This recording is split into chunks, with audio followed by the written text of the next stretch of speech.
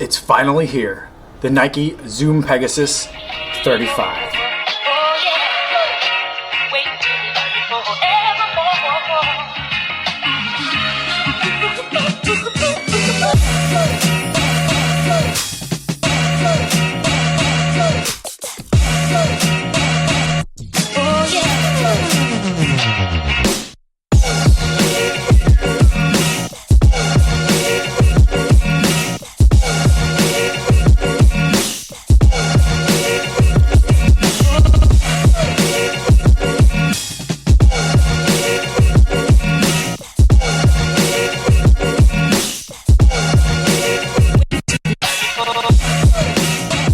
I've been running the Nike Zoom Pegasus for several years now. I ran the Pegasus 32, 2 pairs of the Pegasus 33, the Pegasus 33 Shield, 3 pairs of the 34s, and the 34 Shield. And now I'm on the 35. Man, it's like meeting up with an old friend you haven't seen in a long time.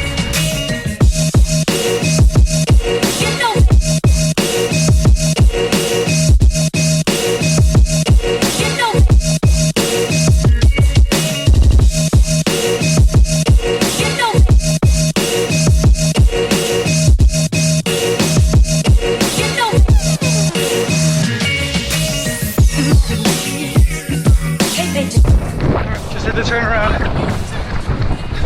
3 3/4 miles in. Oh, now we got the headwind.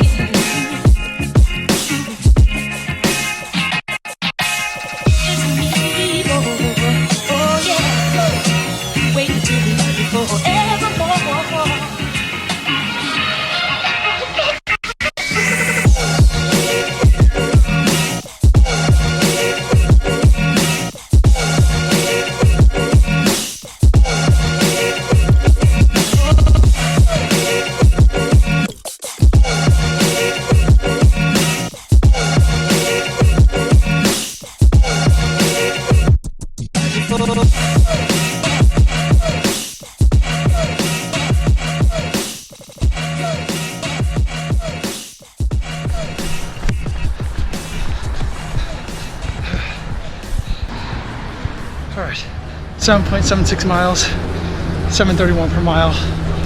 These shoes are interesting. Lots to talk about with the Zoom Pegasus 35. Back from my first run in it. Felt really good overall. Some tough conditions out there today. Super strong headwinds. But there's just so much to talk about with this guy because there's so much that's been redesigned. Let's start at the bottom on the outsole. Everything is just elongated. It's like stretched out. They've taken some of like the Nike Zoom Fly kind of design aesthetic and technology and put that in here. And so normally we had these kind of like pentagon lugs on the bottom of the Zoom Pegasus. This time they start out as like regular pentagons and they start to get stretched out as you go further along the outsole, and then it ends like in this peak, which also kind of lifts up kind of like the back of an airplane. In the midsole, that's where the biggest changes are. There is a full length Zoom pocket in this thing now. Well, they say it's a full length Zoom pocket, but it's not like the Zoom All Out Low, which is a weird shoe that I'm still can't quite figure out. But it's supposed to run the entire, before there was one in the heel and there was a larger pocket in the forefoot. Now it runs the entire length. Surrounding that is Cushlon foam. That's what the gray stuff is here. And yes, for the men's Nike Zoom Pegasus 35, the midsole is gray. Sometimes in photos and when it's videotaped, this part looks white, but it is in fact a very dark gray. But it's a great color. I love the gray. I'm just obsessed with gray running shoes. And then the orange pop. I'm a big fan when you see this on the outsole as you're running. It reminds me of the Saucony Ride 10 GTXs that I ran in for most of the winter. And that was a shoe that I absolutely loved. Up on the top, there's this thing on the heel. Now this thing was interesting. It's got a little bit of an extra like texture that's on the outside here, and it's hard to see, but it says 35 on the side of it, so you know.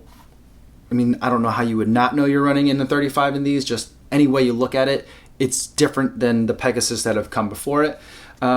This heel cup, they say that they've curved it up like this and brought it up to avoid Achilles discomfort. And I know, for example, Mo Farah runs in the Pegasus 35, not the 35s, but the Pegasus. And he cuts his down because he has Achilles rubbing issues. So I don't know how this would affect or help someone with an Achilles issue, but I like the look of it. Functionally, I felt like, I know it wasn't, but mentally and what I was feeling in my run on my left foot, this is the right shoe, but on my left foot, I felt like my heel was slipping out. I felt movement. So there was extra like kind of contact on the back of my heel that I wasn't quite used to in other Pegasus and other shoes that I've been running into. It felt like I was slipping out of it, even though I know I'm not. And then on the tongue, they've brought the tongue up really, really tall. Like a traditional Pegasus, the tongue is more kind of like just rounded, like a regular shoe. This one, it's more kind of like a sock liner that they're going for in terms of the look. And so I don't know that I like it. I feel like this is a purely aesthetic choice, and I don't like purely aesthetic choices on things, but it didn't get in the way. It didn't really bother me. Overall, my concern with this shoe is that it's going to be a hot one.